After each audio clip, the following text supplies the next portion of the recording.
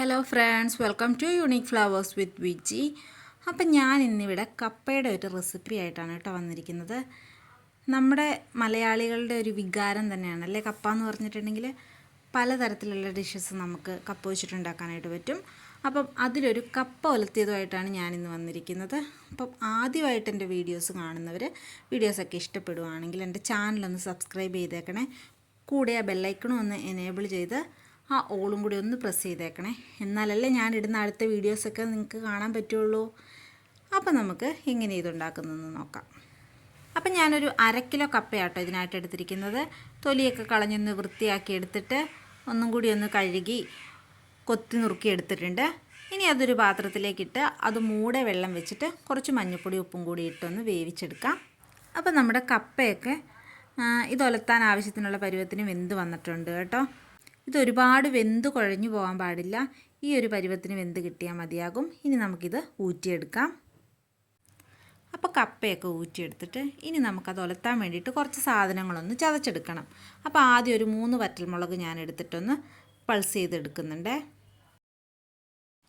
ഇനി ഈ വറ്റൽമുളകൊന്ന് ചതച്ചെടുത്തതിലേക്ക് നമുക്കൊരു 5 അല്ലി വെളുത്തുള്ളിയും ഒരു 8 അല്ലി ചുവന്നുള്ളിയും പിന്നെ ഒരു 2 തണ്ട് കറിവേപ്പിലയും കൂടി ചേർത്തൊന്ന് ചതച്ചെടുക്കണം.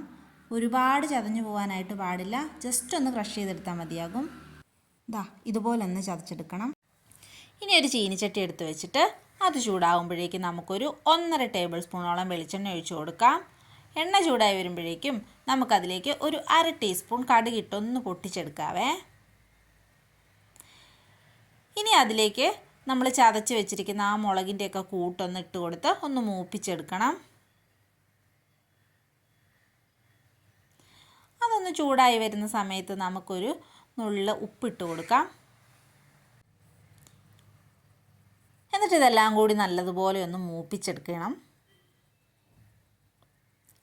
ഇനി അതിലേക്ക് വീണ്ടും കുറച്ച് കറിവേപ്പില ചേർത്ത് കൊടുക്കുന്നുണ്ട്. ഒരു ഫ്രഷ് കറിവേപ്പിലയുടെ ഒരു ഫ്ലേവർ കിട്ടാൻ വേണ്ടിയിട്ടാണ് അങ്ങനെ ചെയ്യുന്നത്. ഇനി ഒരു 1/2 ടീസ്പൂൺ കാശ്മീരി മുളക് പൊടിയാണ് ചേർത്ത് കൊടുക്കുന്നത്, ഒരു കളറൊക്കെ കിട്ടാൻ വേണ്ടിയിട്ട്. ആ പൊടിയൊക്കെ ഒന്ന് മൂത്ത് വരുമ്പോഴേക്കും നമ്മളിവിടെ വേവിച്ച് ഊറ്റി വെച്ചിരിക്കുന്ന ആ ഒരു കപ്പയും കൂടി നമ്മൾ അതിലേക്ക് ഇട്ട് കൊടുത്ത് നല്ലതുപോലെ ഒന്ന് മിക്സ് ചെയ്തെടുക്കണം.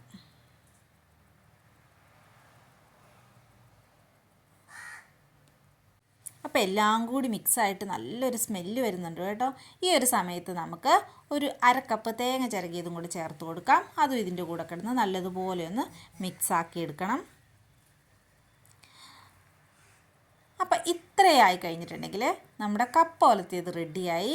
നല്ല ടേസ്റ്റാണ്. 4 മണിക്കൊക്കെ ഒരു കട്ടൻ ചായയോ കട്ടൻ കാപ്പിയോ ഉണ്ടെങ്കിൽ നല്ലൊരു കോമ്പിനേഷൻ ആയിരിക്കും. എല്ലാവരും ഉണ്ടാക്കി നോക്കിയിട്ട് അഭിപ്രായം പറയണേ. പിന്നെ നിങ്ങളുടെ ഫാമിലിക്കും ഫ്രണ്ട്സിനും എല്ലാവർക്കും ഷെയർ ചെയ്ത് കൊടുക്കാൻ മറക്കരുത്. വീണ്ടും ഒരു റെസിപ്പിയായിട്ട് വീണ്ടും കാണാം.